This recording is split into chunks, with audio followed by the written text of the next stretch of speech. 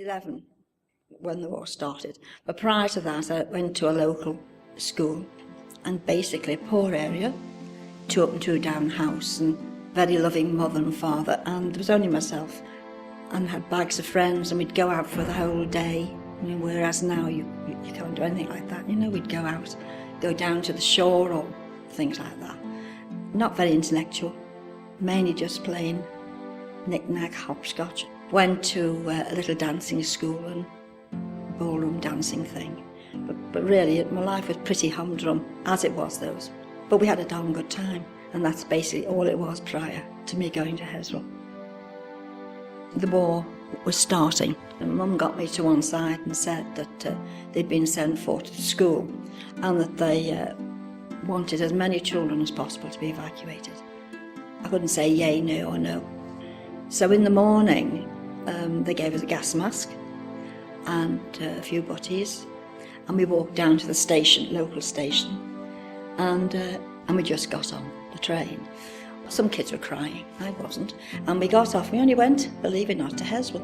When we got off the train, we were met, and they checked all our heads.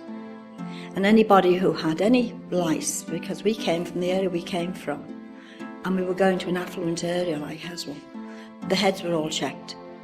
And anybody with lice had the head shaved or cut very short, and they were given a hat, like a beret. You wouldn't know, it's like a hat you pull on. The German planes used to go, and they're supposed to jettison all their bombs.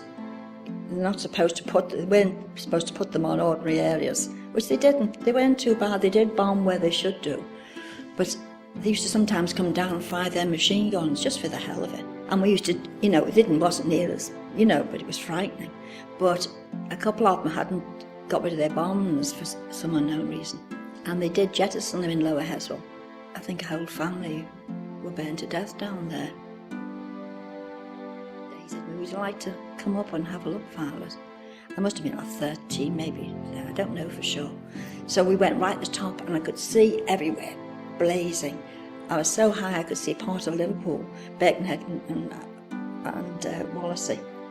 Where my mum was, the next road to my mother, I think it was 6 families were killed. And the chap I married, and was married for 50 odd years, he walked down a road and the bombs were falling.